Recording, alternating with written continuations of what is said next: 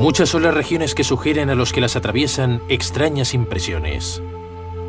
Los paisajes extraordinarios de la región del Verdon en Francia son visitados cada año por miles de personas mientras esconden una historia fabulosa donde la leyenda a veces roza la realidad.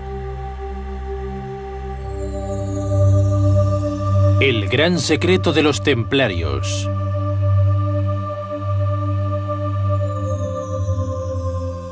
En un sector perfectamente delimitado, historias de tesoros de templarios y de búsqueda del Grial generan un gran número de sueños y fantasías.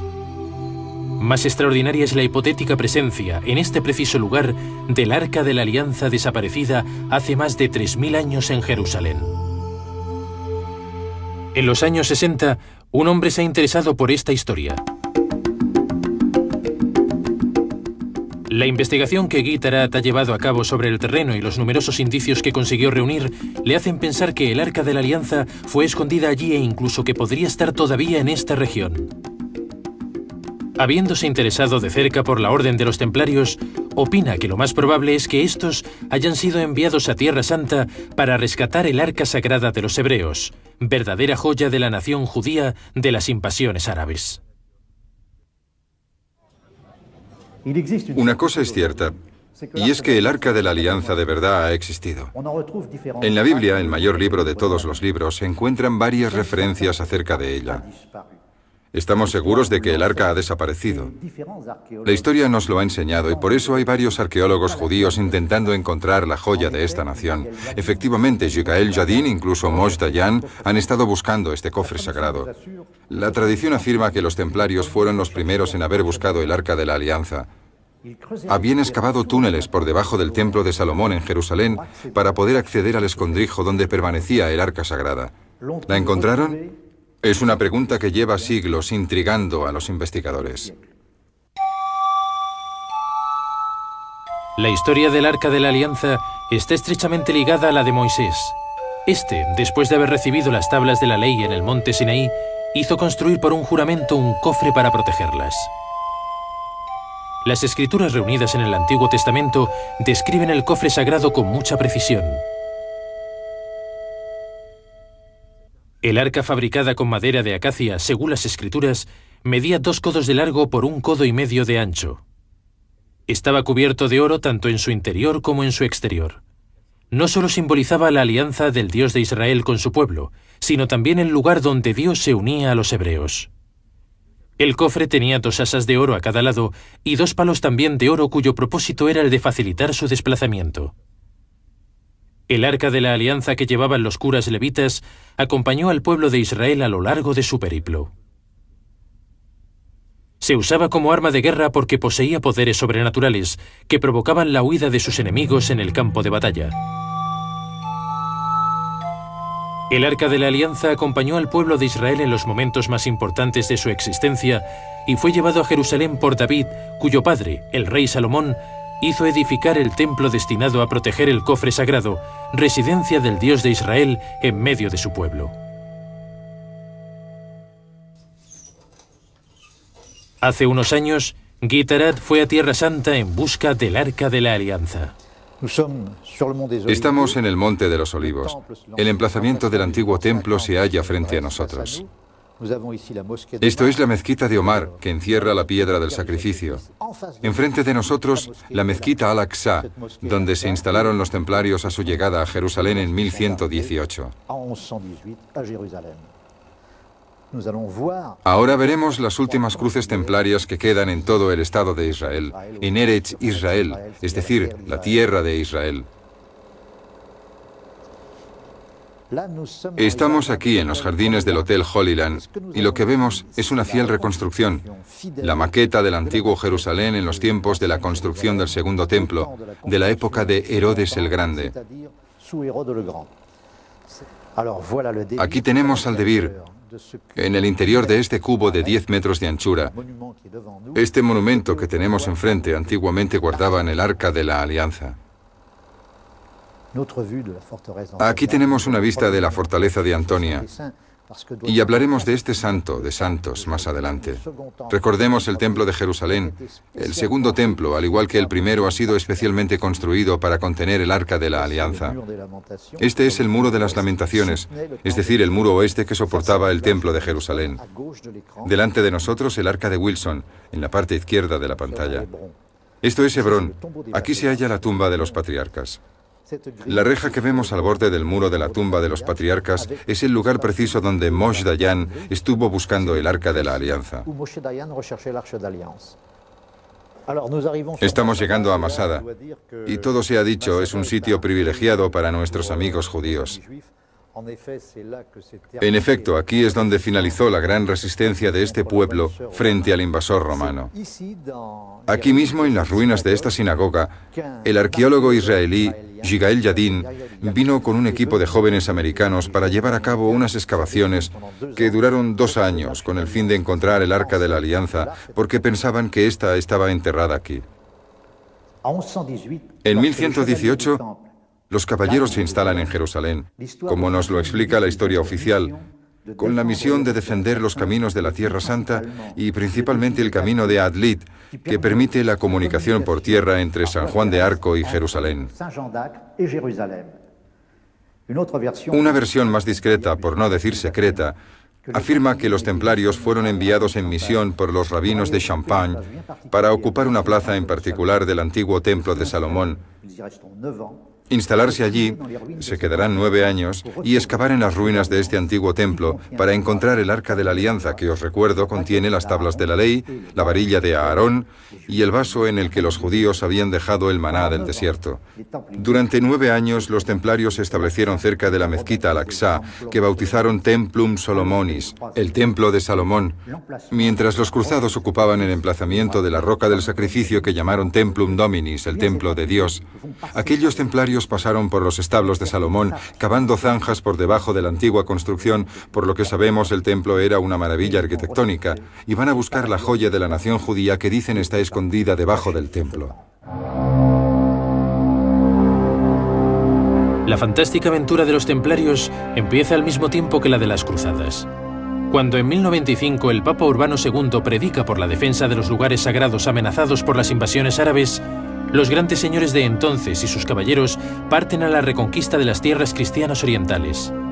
Jerusalén está amenazada y con ella toda la historia cristiana corre peligro. El Santo Sepulcro, los caminos del Calvario y de la Pasión de Cristo corren el riesgo de ser apropiados por los caballeros árabes.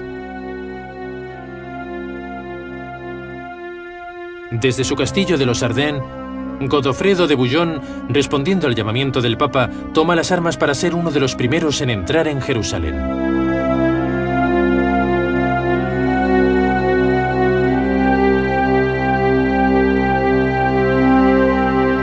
Tras un largo periplo hacia el oriente, los francos descubren por fin la Ciudad Santa, el mayor propósito de su viaje. Pero la toma de Jerusalén es larga y sangrienta. Los ejércitos francos, llevados por su fe cristiana, se enfrentan durante varias semanas a los soldados musulmanes. Las cruzadas prosiguen y la nobleza occidental viene a repartirse los nuevos territorios conquistados. Las batallas siguen una tras otra alternando gloriosas victorias y sangrientas derrotas. En aquella época, una serie de órdenes monásticas un tanto especiales empiezan a aparecer. Los hospitalarios son monjes jinetes que se dedican a curar y reconfortar a los enfermos y a los peregrinos. Y los templarios, monjes soldados, los escoltan y se unen al combate contra los sarracenos. Estamos en el año 1118, es decir, 20 años después de la creación del reino cristiano de Jerusalén. En la ciudad de Troyes, en Champagne, 9 caballeros se van a convertir en la raíz de la orden militar que hará temblar tiaras y coronas. La Orden de los Templarios, una de las órdenes más importantes de Tierra Santa en el campo militar. ¿Por qué toman el nombre de templarios? Simplemente porque se establecen sobre las ruinas del antiguo templo de Jerusalén, el templo de Salomón. Los templarios, inicialmente llamados los pobres jinetes de Cristo, son a la vez monjes y soldados. Instalados en el emplazamiento del antiguo templo de Jerusalén, su vocación oficial es la de defensa de los peregrinos. Pero rápidamente, a medida que crece su organización, se ven obligados a estructurarse adoptando un estilo de vida muy estricto, inspirado en San Bernardo. A partir de entonces, para poder entrar en la Orden del Temple, uno debe hacer voto de castidad, pobreza y obediencia.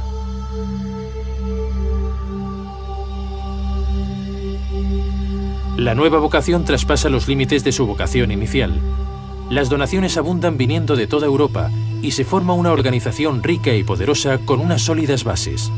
La Orden del Temple edifica sus encomiendas, sus castillos y participa indirectamente en la construcción de las primeras catedrales. El rigor y la devoción que los templarios profesan hacia los más pobres les hace rápidamente merecedores de un gran respeto. El rey de Francia les confía su tesoro que será depositado en la jefatura de París. La torre del templo, inexpugnable e indestructible, refleja la imagen de la orden.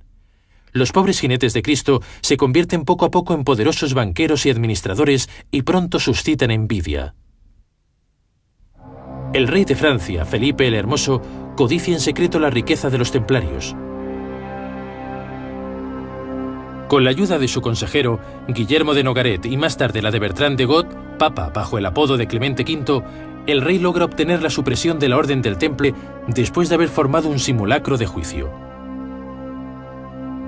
El día 13 de octubre de 1307, al amanecer, todos los templarios de Francia son detenidos y encarcelados. Muchos de ellos serán empujados a la hoguera al haber confesado bajo tortura. Jacques de Molay, el último gran maestro de la orden, será quemado vivo el 11 de marzo de 1314 en París. Pero la verdadera leyenda de los jinetes de los blancos mantos no hace más que empezar. Claro está que existen muchos secretos en torno a la Orden de los Templarios. Esta orden funcionaba siguiendo una doble articulación. Una conocida por el Papa y el Rey de Francia, y otra mucho más discreta instalada en el interior mismo del templo. Es un hecho reconocido que cuando los hombres quieren dejar un mensaje para la posteridad, siempre se lo confían a las piedras. Cuando uno se encuentra en un lugar templario y lo examina, se da cuenta de que todavía quedan mensajes por descifrar. Los templarios seguramente practicaban la alquimia. Algunos dicen que este conocimiento de la transmutación de la materia la adquirieron por sus hermanos musulmanes mientras vivían en Tierra Santa. Cabe recordar que el Islam había hecho florecer en aquella época una fantástica civilización. Pero creo que deberíamos relativizar. No podemos atribuirles a los templarios todos los tesoros del mundo. Los templarios han sido ricos, riquísimos. Han sido prestamistas, banqueros, poseían 12.000 casas y encomiendas en suelo europeo.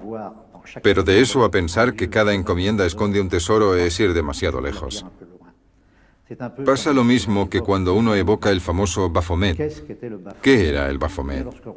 Si prestamos atención a los textos relativos a la Orden del Templo, donde leemos los interrogatorios hechos a los templarios bajo tortura, vemos que algunos hacen referencia a una cabeza.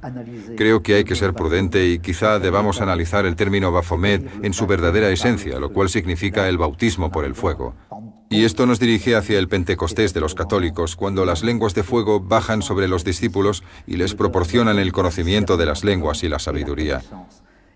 El tal Baphomet venerado por los templarios podría ser precisamente esta gran sabiduría que habían adquirido y que les había dado el poder sobre todos los que les rodeaban con una gestión iniciática que todavía no se ha superado.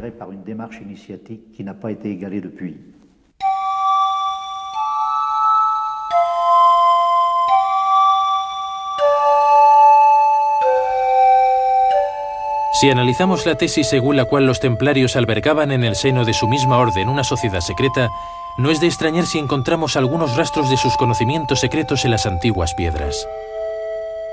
Cerca de la frontera italiana, el pueblecito de Utel, situado a unos 800 metros por encima del nivel del mar, parece confirmar de forma sorprendente esta teoría. Verdaderos libros de piedra, las casas de Utel nos permiten entrever parte de sus conocimientos.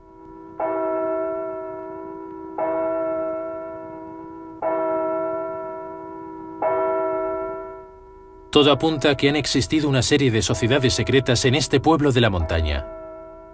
Los mismísimos templarios han grabado su presencia con numerosas inscripciones y símbolos. Aunque no exista ninguna arquitectura templaria propia, por así decir, sí subsiste un lenguaje cifrado perfectamente comprensible por los conocedores. De forma que los jinetes del Temple podían comunicarse mensajes secretos con la mayor seguridad. Estamos aquí frente a la casa de los templarios de Utel y descubrimos en esta placa que representa a los ángeles de grandes manos, un verdadero trabajo simbólico que nos legaron los jinetes de los blancos mantos. Como podemos ver, los dos ángeles están debajo de una bóveda formada por una opalanda de 42 nudos. Este símbolo representa la unión de los hombres sobre la faz de la tierra. Un detalle muy importante. Estos dos ángeles tienen unas manos muy grandes. Los templarios que aplicaban la ley de San Benito sabían que el trabajo manual era tan importante como el trabajo espiritual. Estos dos ángeles son los que giran la rueda del tiempo, es decir, la del mundo. Hemos constatado que en uno de los lados de esta placa, los revolucionarios de 1791 han destruido la flor de lis que todavía se puede ver en el lado izquierdo. En el lado derecho están representadas las armas de la Casa de Saboya, que fueron añadidas posteriormente. Los templarios predicaban mediante la imagen y la alegoría. Otro testimonio de sus conocimientos es esta placa que encierra un mensaje mnemotécnico para los caravaneros de la sal que usaban este camino. En efecto, aquí podemos ver un aro que servía para atar a los caballos o a los mulos. Esta placa es muy interesante. Los puristas que se interesan por el simbolismo enseguida se darán cuenta del anacronismo. El compás está representado antes que la escuadra. Por algo será. Y este es el mensaje que nos han dejado los jinetes de los blancos mantos. Abre los brazos de tu compás. Trabaja en la rectitud que nos impone el símbolo de la escuadra. Ponte un objetivo, un punto de referencia, representado aquí por el serpentario, que en la tradición romana está representado por la estrella polar. El símbolo invariable de la orientación, y alcanzarás la luz, aquí simbolizada por el sol. Cabe subrayar que la orden ha firmado este mensaje 2 veces. Este sol tiene 9 rayos, y el número 9 era un símbolo de la orden. De todos los misterios relacionados con los templarios, la leyenda del tesoro de Gisors es uno de los más destacables. Hace más de 30 años, los medios de comunicación han divulgado el increíble relato de Roger Lemoine, antiguo guardián del castillo, que afirma haber descubierto el tesoro de los templarios en una cripta secreta construida bajo la ciudadela.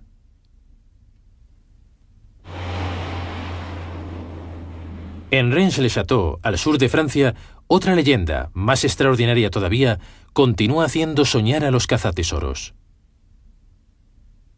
A finales del siglo pasado, el padre Berenger Saunier, cura de aquella pequeña parroquia, empieza a gastar importantes sumas de dinero no solo por la restauración de su iglesia, sino también para fines personales. Se compra terrenos, hace edificar una suntuosa villa en un parque habilitado y empieza a gastar sin contar durante varios años. ¿Es posible que haya encontrado, como muchos dicen, el hipotético tesoro de los templarios?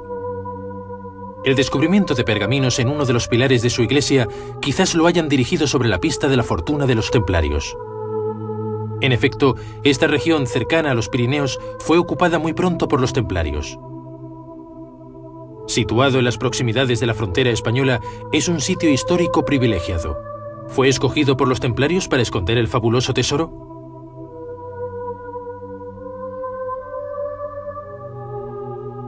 Otra coincidencia destacable es la presencia a escasos kilómetros de Rennes-le-Château de la casa natal de Nostradamus, en la que un arca de la Alianza parece haber sido grabada. Otra vez, la presencia de numerosos símbolos parece indicarnos una nueva pista a seguir. Existe una historia de tesoros más extraordinaria, pero menos conocida, la historia de Valcros. Estamos en el Haut Bar, en plena zona templaria, y aquí vamos a encontrar rasgos del Arca de la Alianza que nos conducen hasta un personaje extraordinario, Georges Marcola. En 1918, en Polonia, un joven llamado Georges Marcola descubre por casualidad en la biblioteca de su abuelo un trozo de papel que comporta un extraño mensaje. En las construcciones subterráneas del viejo castillo de Val-de-Croix se halla el tesoro de la Orden de los Templarios. Ve y búscalo. El santo y la verdad te indicarán el camino.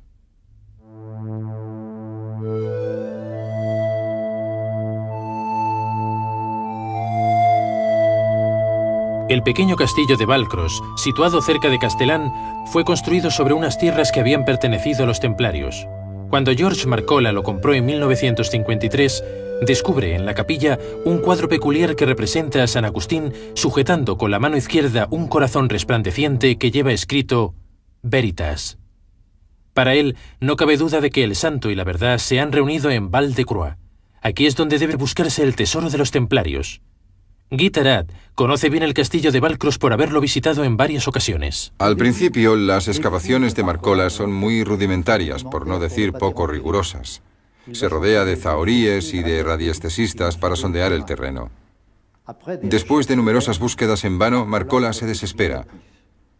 Unos años más tarde, en 1960, conoce al ingeniero Alfred Baysen, quien le propone poner a su disposición los medios apropiados para hacer investigaciones mucho más pragmáticas en el terreno. Alfred Baysen propone entonces analizar el cuadro por un laboratorio especializado. Las conclusiones que sacan los expertos son sorprendentes. Tras varios test de rayos X, el cuadro deja entrever decenas de criptógramas. En realidad, según Baysen, este cuadro representaba una carta de la región del Verdón y la mención de numerosos lugares. En el libro que escribió para contar sus años de investigación, Baysen bautiza esta región con el nombre de la Isla de los Vigilantes. Parece que Baysen ha destacado que, elevándose en el espacio, se podía distinguir desde el aire la posición sobre la Tierra de un zodíaco gigante trazado por unas civilizaciones antiguas. Hay gente que lo ha averiguado recopilando mapas, aventurándose sobre el terreno, etc.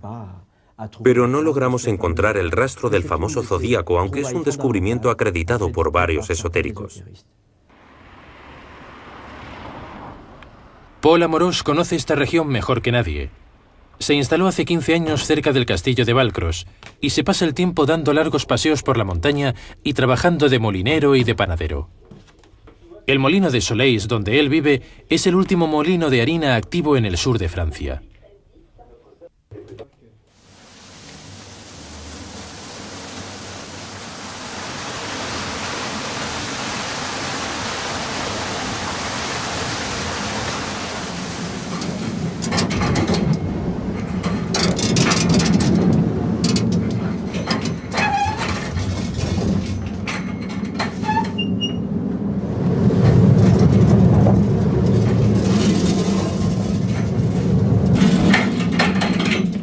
Para Paul Amorós, no cabe duda de que su presencia en este sitio no es una casualidad. Él también desea aportar respuestas a los misterios que rodean su región. Sin embargo, no comparte por completo la tesis de Alfred Baysen, aunque esté convencido de que algunos lugares presentan unas características muy especiales. Al parecer hay un corazón encuadrado por unas vías de entrada, y los que saben leer los textos o los que saben orientarse en el terreno pueden descifrar algunas codificaciones. Baysen es uno de ellos. Ha sentido las vibraciones, ha intentado traducirlas, transmitirlas a los demás para entrar en el seno del corazón. Su famoso tesoro. Es cierto que sobre el terreno, algunas rocas tienen formas enigmáticas y de momento no tenemos respuestas. También es cierto que otras capillas rodean el lugar y que otras fortalezas disimuladas sobre el pilar rocoso parecen proteger el sitio. Es cierto que aquí tenemos un lugar llamado Los Vigilantes, y al acercarse a él, el que preste atención puede descubrir rocas en la montaña. El perfil de estas rocas dibuja de manera muy clara el perfil de hombres, de gigantes, de hombres de piedra. Este es el vigilante de piedra de aquí. Nos hemos dado cuenta de que seguramente hace varios siglos que el yacimiento es frecuentado por hombres que habrían venido inspirados por una fuerza espiritual o esotérica.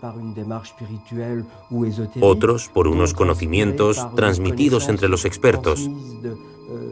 Y otros atraídos no se sabe por qué razones, pero con el fin de habitar este lugar, en el pasado y en el presente. para velar y preservar el lugar. Pero, ¿para preservarlo de quién? Preservar el lugar. Cierto es que al no haber dado resultados la manera suave empleada por ciertos investigadores como George Marcola, otros como Alfred Weissen no han vacilado en usar la manera fuerte. Efectivamente, las excavadoras y la dinamita son más rápidas para llegar a la fortuna de los templarios. Hemos encontrado al señor Duval, que tenía una empresa de excavación en los años 60. Él fue el primero en haber sido solicitado por Weissen para efectuar las excavaciones alrededor del castillo de Valcros. Era en el año 1966. Él nos pidió trabajar en Valcros. Nos hizo firmar una carta y nos prohibió hablar de lo que hacíamos para intentar descubrir el tesoro de los templarios, o bien archivos de antaño. Entonces llegamos a un acuerdo y empezamos a excavar en Valcros. Según los sondeos, habían cavidades subterráneas. ¿Cuevas, tal vez? Me extrañó porque es muy raro descender a 18 metros bajo tierra sin encontrar el menor rastro de rocas. Como terraplenador no lo veo normal. Él sabía lo que buscaba, y en aquella época recuerdo que mientras cavábamos esta gran zanja, había un avión que volaba por encima de nosotros. Era un avión del ejército. Malraux, el ministro de Cultura por entonces, había mandado una carta a Weissen diciéndole que en caso de que se encontraran archivos, habría que detener las excavaciones y llamarle. Así que nos estaban vigilando. Las excavaciones para hallar el tesoro de los templarios podrían haber seducido en aquella época a los habitantes de la región. En cambio, el saqueo de la montaña no debía ser del gusto de los amantes de la naturaleza. Cuando alguien llega y empieza a destrozarlo todo, la gente del país y los pastores se preguntan, ¿a qué ha venido? Como decimos aquí, ¿qué fas aquí? Para los templarios o para el resto, a mi parecer, el que debe encontrar algo lo encuentra en la vida. Y el que no debe encontrar nada no lo encuentra. Como se dice aquí, bien fall de Savrama. Una cosa es cierta, y es que tenemos capillas templarias por todas partes, y vías romanas y castillos también. La verdad es que es un verdadero crisol. Este lugar de paso, este sitio donde yo vivo, resulta ser un cruce de caminos. Porque uno se encuentra con tantísima gente, pero también se encuentra a verdaderos locos excéntricos que piensan que tienen la respuesta a todos los problemas del mundo, todos los problemas esotéricos, que poseen el conocimiento, pero en realidad nada ha cambiado desde la creación del mundo hasta hoy. Y la excentricidad es encontrar una piedra y ver en ella una máscara diabólica o angelical, pero hay que dejarse de tonterías.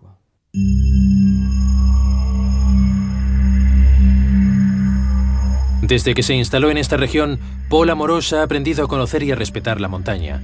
Si ha decidido traernos aquí, es para que podamos medir hasta qué punto esta historia ha hecho y sigue haciendo soñar a más de un cazatesoros.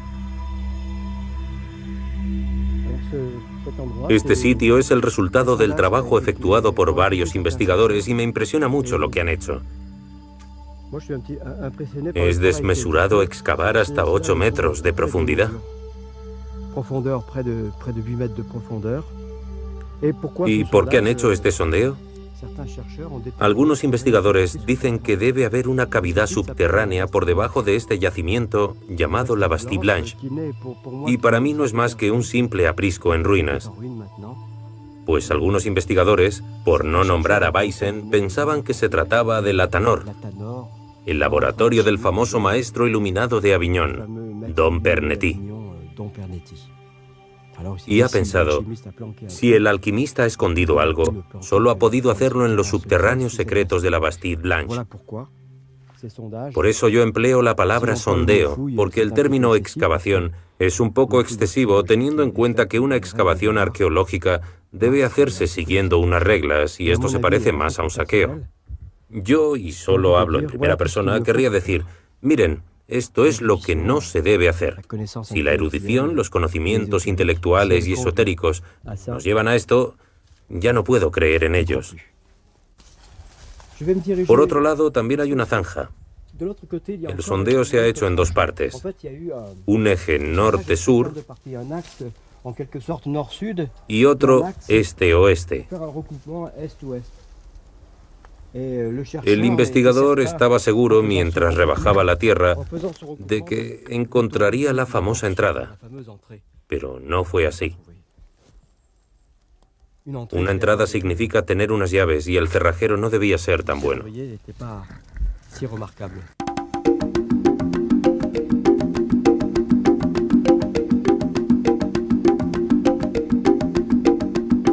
Mientras seguimos nuestro camino, Paul decide llevarnos a un lugar muy importante para él.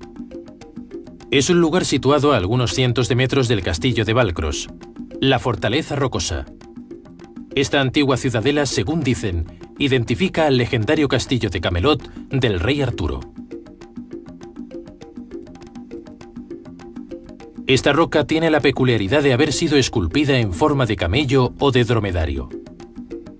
La leyenda del rey Arturo y su búsqueda del Grial está muy presente en la región del Verdón. Junto a Valcros, una extraña formación rocosa que algunos llaman la Mesa Redonda está situada exactamente al pie del altiplano de Bresse o de la Bretaña, lugar de legendarias aventuras y hogar de los caballeros del rey Arturo. Puede que todos estos elementos sean una coincidencia, pero para Paul Amorós, la fortaleza del Camillo parece ser el centro de esta región, desde luego bien misteriosa. Parece que este sitio haya sido abandonado. Entre las fronteras de los Alpes de Haute-Provence y el Var, los historiadores de los Bajos Alpes sabían muy poco de este sitio. A mí me gustaría que se encontrase algún rastro para saber quién lo construyó, cuándo se destruyó y para qué servía. ¿Servir? Cuando uno mira este panorama, es lógico pensar que debía haber una guarnición aquí vigilando el sitio. Para Paul Amorós, la naturaleza aún no nos ha librado todos sus secretos, pero el agua, el fuego y el espíritu le recuerdan que él es el artesano de una transformación en la que el pan que fabrica a diario también es el fruto de una alquimia especial.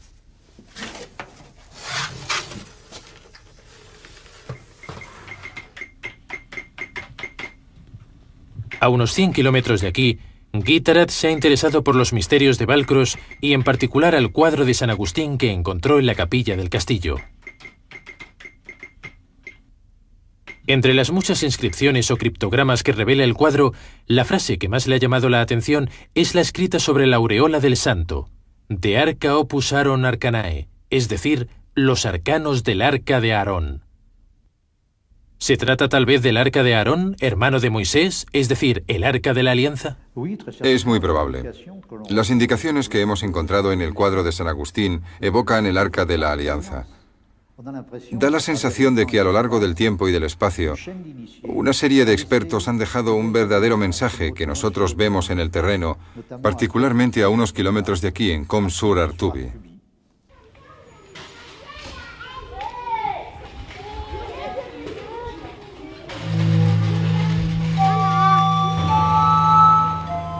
A 20 kilómetros de la entrada del desfiladero del Verdón, Comps-sur-Artuby es una atractiva aldea de Haut-Var.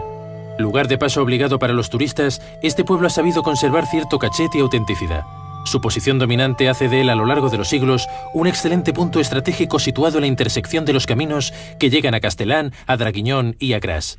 Aquí también, la leyenda del rey Arturo y de la búsqueda del Grial parece estar ligada a la historia del pueblo. Los templarios y más tarde los caballeros hospitalarios se instalaron en Comps en el siglo XII. Uno de los vestigios más importantes es sin duda la iglesia que edificaron en la cumbre de la colina. Existen otras capillas aparentemente de la época templaria alrededor del pueblo en puntos estratégicos, pero es en la otra iglesia de Comps, una antigua capilla construida por los penitentes blancos, donde Guitarat ha realizado su mayor descubrimiento. La iglesia de Santa Filomena podría ser para el profano una simple iglesia de pueblo. Sin embargo, parece ser que sus muros esconden las llaves del misterio del Arca de la Alianza.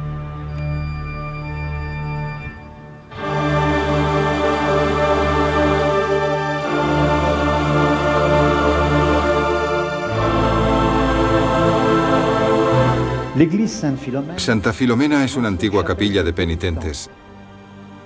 Desde las tinieblas hasta la luz podemos percibir que cada detalle tiene su importancia. Las vidrieras, las estatuas y sobre todo el fresco que está al lado izquierdo del altar mayor y que representa al Arca de la Alianza. Situada encima de la puerta que lleva a la sacristía, el fresco representando el Arca de la Alianza no ha tardado en resistirse al ojo atento de Guy Tarat.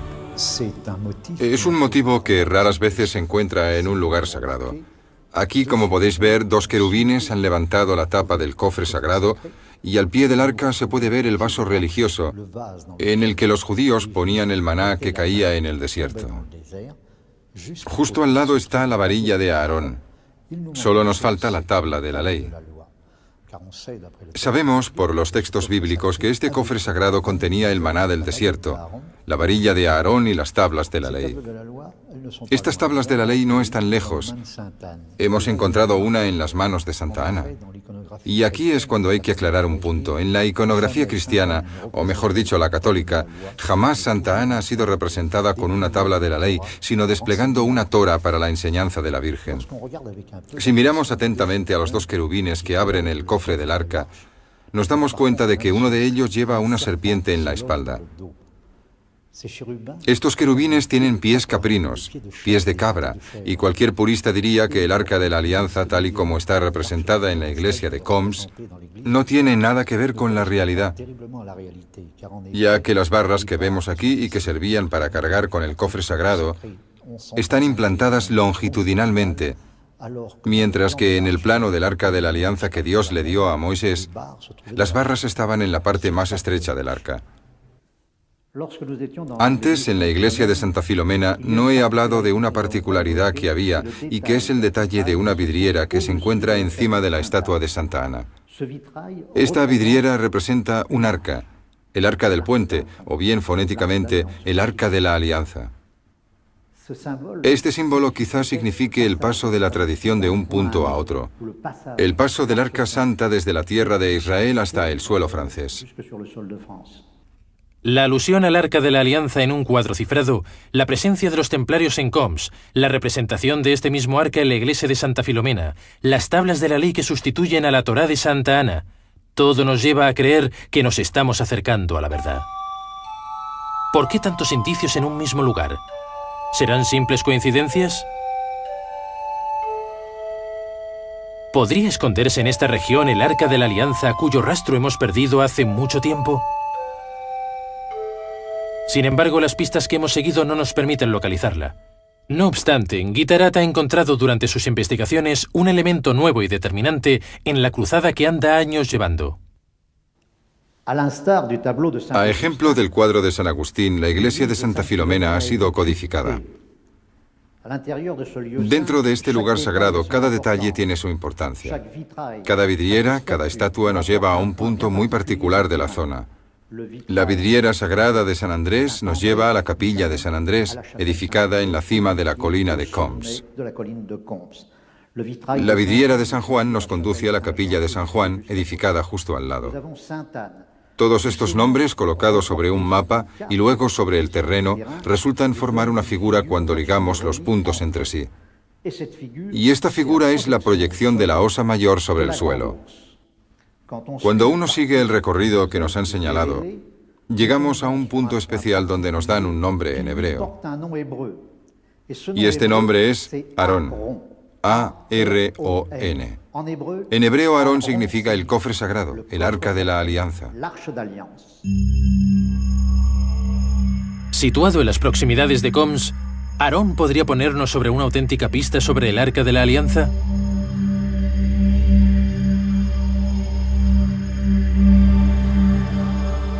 La etimología de esta palabra parece querer indicarnos un camino, y aunque sobre el terreno ningún vestigio nos permita confirmar esta teoría, para Guy Tarat no cabe duda que desprende una atmósfera sagrada.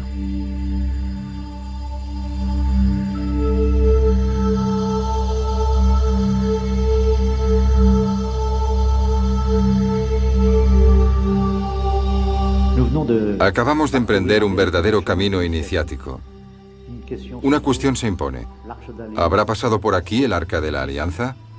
¿Se esconderá en esta región? No estamos seguros. Lo que sí sabemos es que estamos en una región verdaderamente sagrada.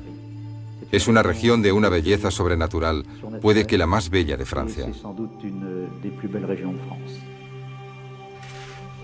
En el molino de Soleis, los gestos rituales de Paul Amorós también tienen algo de sagrado. Para él, esta región es un lugar cargado de energía, de emociones y de sensaciones. Este lugar, el corazón del Verdón, es un sitio donde uno debe pasar para regenerarse.